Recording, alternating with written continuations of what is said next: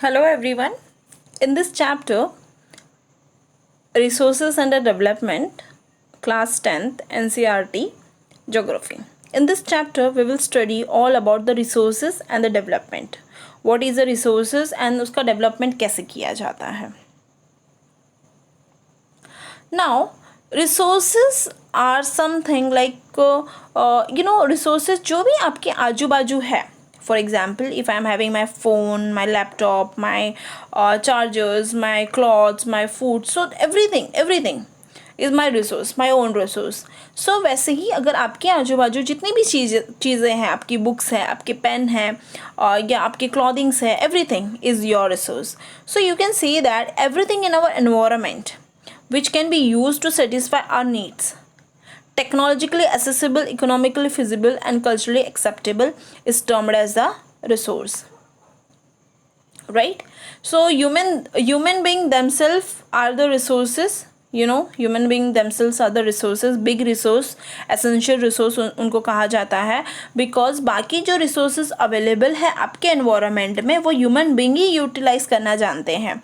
For example, water है, plants है. So plants अगर फ्रूट दे रहा है या crop, if there is a crop grown, so उसे क्रॉप को ग्रो कैसे किया जाता है, उसे हार्वेस्ट कैसे किया जाता है, या कोई वेजिटेबल्स है तो उसे कुक किया कैसे जाता है, उसे खाया कैसे जाता है. So this all thing is known by the human being, it is not known by the animals. So it is known by the human beings. It mean that कि जो रिसोर्सेज है उसको यूटिलाइज करना कौन जानता है? ह्यूमन बींग्स जानता है. सो दैट्स वाई ह्यूमन बींग्स बहुत एसेंशियल कंपोनेंट बन जाता है रिसोर्सेज का. फाइन, बिकॉज वो क्या करते हैं, रिसोर्सेज को ट्रांसफॉर्म करते हैं जो अवेलेबल है एनवायरनमेंट में. Right? I hope so. Resource term is very much clear to you. Resource is anything which is available like surrounding you. Now, here they have given the broad classification of the resources and 4 category में उन्होंने divide किया है. That is on the basis of the origin कि वो आया कहाँ से है, on the basis of the exhaustibility कि एग्जॉस्टिबिलिटी क्या है उसकी, रिन्यूएबल है या नहीं है. Right? On the basis of ownership कि वो रिसोर्स किसका है, इंडिविजुअल का है, कम्युनिटी का है, नेशन का है या इंटरनेशनल का है.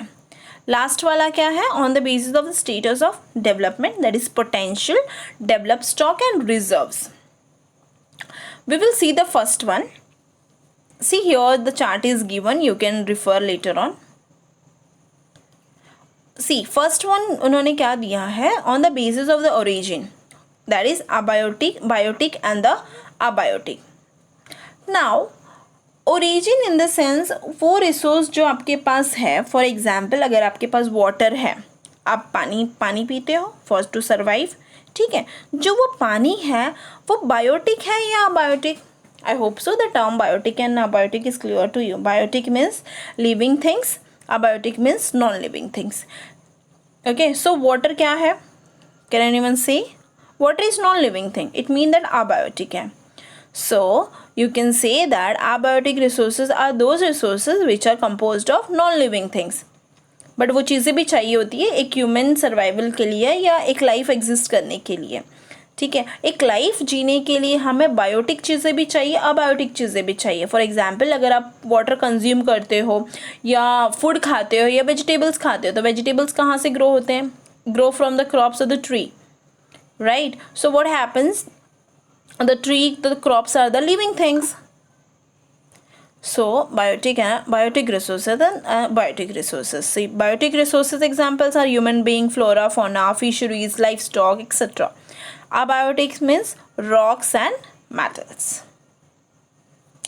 Next is on the basis of exhaustibility. They are divided into two, that is renewable and the non-renewable. See, ऐसे resources जो renew हो सकते हैं, जो नया बन सकता है दोबारा, okay, that can be called as a renewable resources or replenishable resources. For example, solar energy. Solar energy और जो सन की जो लाइट्स होती है. फॉर एग्जांपल, अगर आप सन बाथ लेते हो या विटामिन डी लेने के लिए आप सन के नीचे बैठे हो, तो ऐसा तो नहीं है ना कि सन की सारी जो लाइट्स है वो खाली आप ले लेते हो और पूरा फिर नेक्स्ट डे आपके लिए कुछ नहीं बचता है. नो, बिकॉज एवरी डे उतनी ही क्वांटिटी में सनलाइट्स आती है. सो सनलाइट की कोई कमी नहीं है। ओके, सो दिस थिंग उसे हम सोलार एनर्जी बोलते हैं। So solar energy is one of the kind of renewable energy. वैसे ही वाटर है। ओके, ओशंस, लेक्स में बहुत सारे वाटर्स अवेलेबल है। ऐसा नहीं है कि अगर आप वाटर आज पी लेते हो तो कल आपके लिए पीने के लिए पानी नहीं होता। इट इज़ अवेलेबल, बट वो बात अलग है कि like nowadays the pollution is more, water pollution and all. So जो ड्रिंकिंग वाटर है day by day it is decreasing, though it is available in the oceans and all, and our environment or you can say the earth का जो 70% है almost it is covered with the water. Now second one is non renewable resources, मतलब वो resources जो बनने के लिए बहुत वक्त लगते हैं। ऐसा नहीं है कि non renewable resources बनता नहीं है, non renewable resources बनते हैं but it takes millions of the years, तब तक हम एक सर्वाइव नहीं कर सकते हैं, राइट। सो दैट्स वाई इसीलिए ऐसा बोला जाता है कि जो भी आपकी फॉसिल फ्यूल्स है, पेट्रोल्स है, डीजल्स हैं, उसे लाइक सस्टेनेबली यूज़ किया करना चाहिए, बिकॉज आने वाली जनरेशन्स के लिए भी हमें रखना है।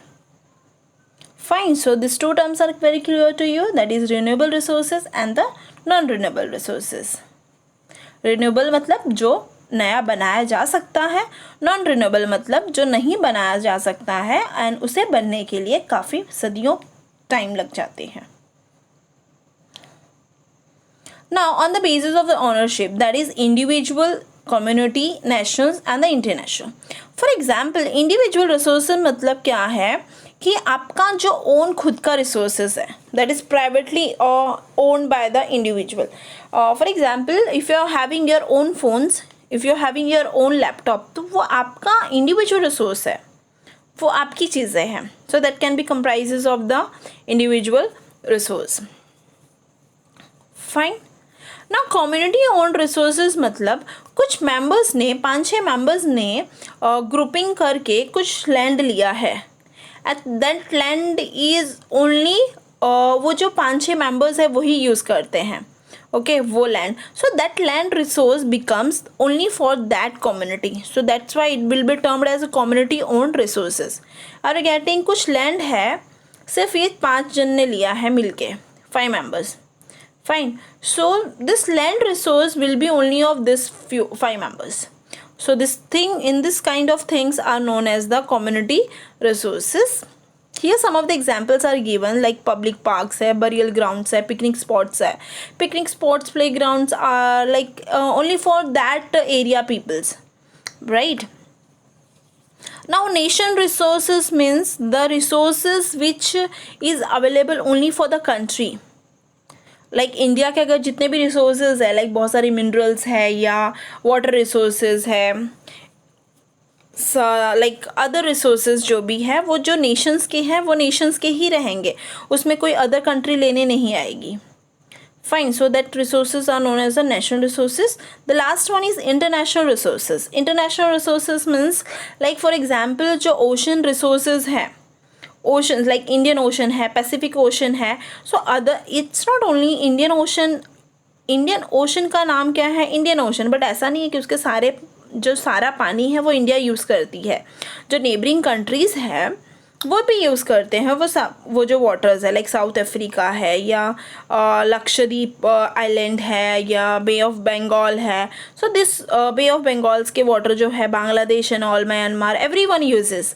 So that resources comprise of international resources, right? See, last one is on the basis of the status of development. First one is potential. Potential मतलब वो एरिया में potential है क्या उस रिसोर्स बनाने का या वो रिसोर्स बनने का। Like for example, if in the Gujarat and the Rajasthan are having the good amount of sunlight, okay, so वहाँ से हम क्या बना सकते हैं? Solar energy.